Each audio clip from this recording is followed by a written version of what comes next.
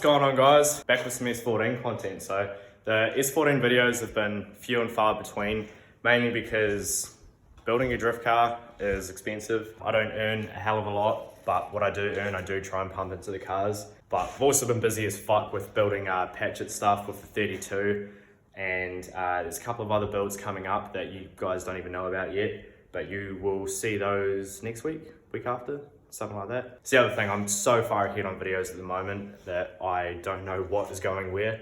It's a good problem to have. Got fuckloads of content coming up, and if you guys would have noticed last week, I did try for the first time doing 5 videos a week, doing Sunday, Monday, Tuesday, Wednesday, Thursday, and I'm gonna try keep that up as long as I can, obviously while still working a full-time job and stuff, just so I can grow the channel as fast as I can, because I love doing this. This is what I want to be doing as my job. So yeah, try and hustle and get it going. But anyway, today we are pulling parts off this Safiro. So if you guys remember this thing, I brought this last year as a 25 det, had 5-stud big brakes, JOHNYS, GDR seats, and everything that was good is now gone from it. Not entirely sure what I am going to be doing with this shell, but today I'm going to be robbing some washers off the front end of this thing that go on the hub where the nut goes, because when we did the angle kit and stuff for the S14, Robbie had actually welded up some S14 knuckles for me, but the hubs that I had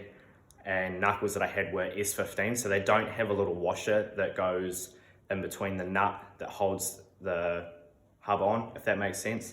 But this actually has all C34 Lorel stuff, so I'm gonna obviously take the washers off this and then yeah, go and put all the front end back on the SILVIA finally. It's been like over a month since I had all that stuff welded up, and it's just been sitting at the workshop, so it'll be good to get all that on the S14 and see how it looks.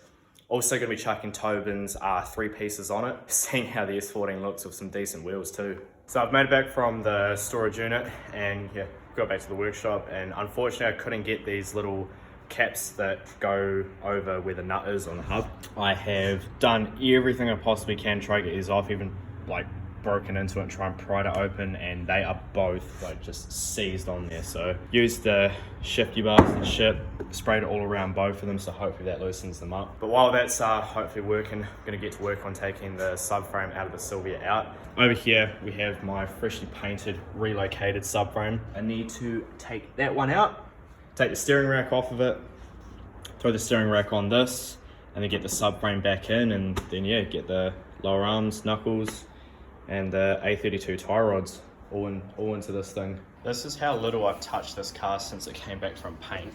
All of this shit is still all masked up from when we painted the engine bay.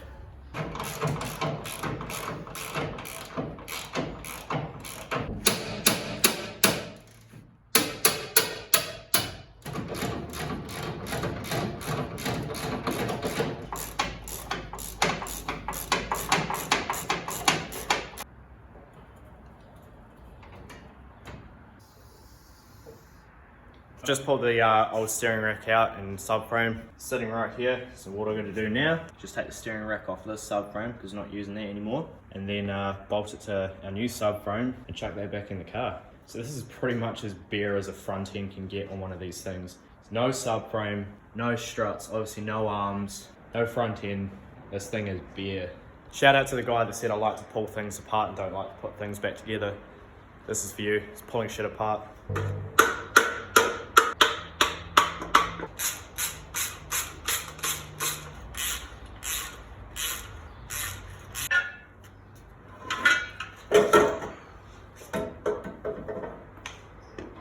Got my steering rack off, just sitting in the vise here.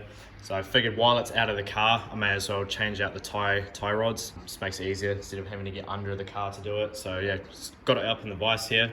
And these are my A32 tie rods. With the extended LCAs and knuckles, these tie rods are going to be too short. So a good upgrade to do is A32 or Maxima tie rods, same thing. And yeah, this just obviously being longer makes up for the length difference in these extended arms. So I'll show you guys the difference between these A32 tie rods and the factory S14 ones. So here we have the A32 tie rod that's back in the rack. Still need to put the boot on, obviously. I've just finished taking it off the standard tie rod. So if we line them up, you can see just how much longer these A32 tie rods are compared to the S14 ones. Right, so subframe is all ready to go back in. Steering rack's on, bolted up nice and tight. Boots are on, put zip ties around them, and yeah, she's ready to go back in, which is cool. Tobin's just come here, and while I was finishing up getting that sorted, he was able to get these caps off after I've been spraying it for a couple of hours with that shifty bastard shit. So yeah, knuckles and shit are all apart. These, yeah, caps are a bit fucked, but they're not necessary anyway. So yeah, these are off.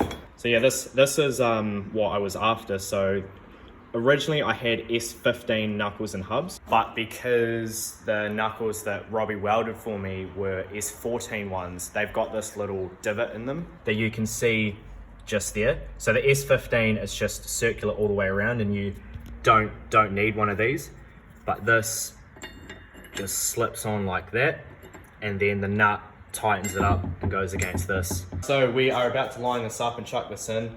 Old fucking Tobin here, the anal cunt, was just like, I better take those out and wire wheel them and zinc coat them, but that's not happening. I was taking the piss, but should we do it? No. Hang on. Nah, we're all good. I'll do it after. I never nice and clean for you. You know what? That's pretty good, really.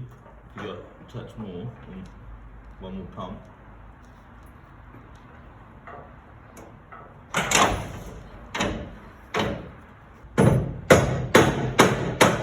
The nuts still on the other side. Yeah.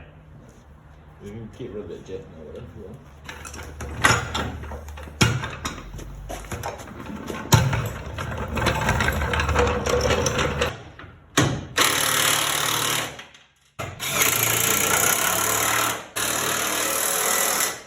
Yeah, so we've run into a little issue that I didn't account for, that because obviously the steering rack has been shifted forward, it's pulled it away from the steering shaft, so they no longer line up. So annoying issue number 2 with a relocated rack. So when I go to put the lower arm into the subframe there, I cannot get the bolt to go through that way. So obviously this is in the way, and if I put the bolt in through that way, then the end of the bolt sticks out too far, and while I'm drifting, it would rip this open. What I am now going to have to do is take the steering rack back off, put the bolt in back that way, and then put the steering rack back on. These are the things that you slowly learn as you go to build your cars. Definitely won't be making that mistake again. So a little update, went to take the rack off and to get the bolt through that way, and then realized that the way that these are done is that the hole on this side is smaller than the hole on this side, so the bolt has to go that way. I could drill that out, but what I've decided to do is, since that's already off, put that through, tighten that up, and I'm just going to get a grinder and go through and lob the end of it off. Should solve that issue. That way, if I do need to get this LCA off too in the future, I can still get the bolt out and I won't have to take the steering rack off every time I need to change LCAs, because let's be honest, I'm going to crash and break this shit at some point. So the front end is all back together now. Obviously subframe's in, steering rack's back on. I cut those bolts so it doesn't stick out now. It's all nice and flush. I had to rob the adjusties out of the Safiro, because if you remember a while ago when we went to take this thing to the meet that me and Guy Maxwell held in Countdown, we had a bit of an issue with the struts and this literally falling apart and not being able to get them back together. So just for now, rob the adjusties out of this so I can get it rolling at least. Because they're S13 Safiro type struts, the bolt hole is smaller than S14, so I've had to use the bolts off the Safiro as well, which just means that it's quite sloppy because, yeah, different sizing. But I will get some proper S14 adjusties for this before we go on track, and I am about to put my dream wheels on this car. So Tobin's moved in, he's a 3-piece daddy. His 180 SX has got 3 pieces all round, and he's also got a pair of work equips, which are my favorite wheel. I've wanted a set of these ever since I was a little kid, and yeah, about to put them on my car and see how they look on my car. This is fucking exciting. So the front end's back together, wheels are on. Got Patchett's wheels on this side, just obviously so we can have something to roll it on. On this side, we have the work equips on here, and fuck, they look so damn good. So yeah, we're wiping this thing down, Mike's been giving me a hand and he's going to take some photos of this thing once we roll it outside, and obviously get the bumper and headlights in. Actually, fuck, you know, I just realised I don't have the corner lights. I've only got the headlights. Shit. Yeah, they're patchets. We'll score that in front of you. Yeah. Alright. For the clap, mate, for the clap. Yeah, I did all of this just for the Instagram clout. Alright, let's lower the back and see how the back's looking.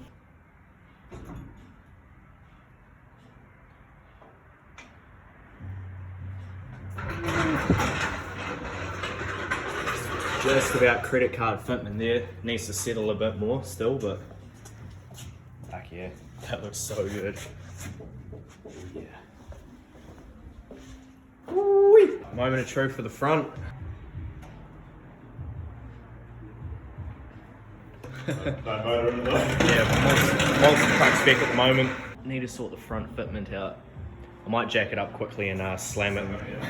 If we're doing this all for the Instagram clout, there's no way we can leave it like that. That's not now. So unfortunately I don't have any C-spinners to lower down the struts, so Mike has done me a favour and shot home to grab some that he has. But while we're waiting for him to get back and we can lower it down, this gives you a good idea of how much angle this thing has. Look at that. That is a lot of angle. All you need is cut knuckles, extended LCAs, and longer tie rods, and you get a hell of a lot of angle. So we got the wheels on, bumper on, and the headlights vaguely in. Fuck, this thing looks so good. Just look at that. See, Mike's getting some good photos of it. Fuck, just seeing this looking like this just makes me want to drive it so bad. Fuck, I wish I had corner lights for it too. But Do it for the grand, man. how good do these wheels look?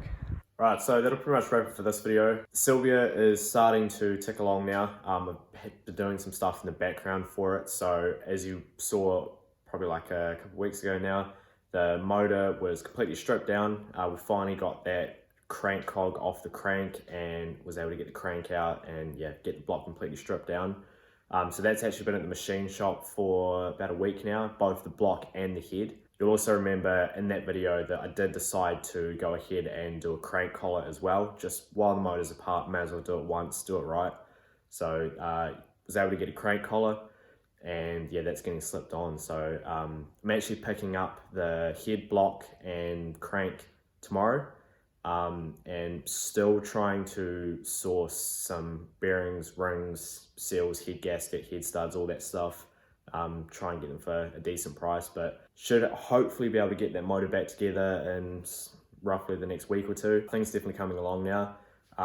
Think might have sorted the steering shaft issue not connecting to the rack as well. Just need to get a U-join that is off of 32. Apparently they're a little bit longer, so try that out, and yeah, fingers crossed that works. But like, I'm pretty happy with how the car's coming together now. It looks so good on Tobin's wheels. Kind of makes me sad though, because I really wanted a set of work equips before, but I want them so much more now, and they're so far out of my price range. I won't be able to afford those for years. Still looks cool, got some good photos, and yeah, but that'll be it for this one. Cheers for watching, guys, and yeah, catch you in the next one.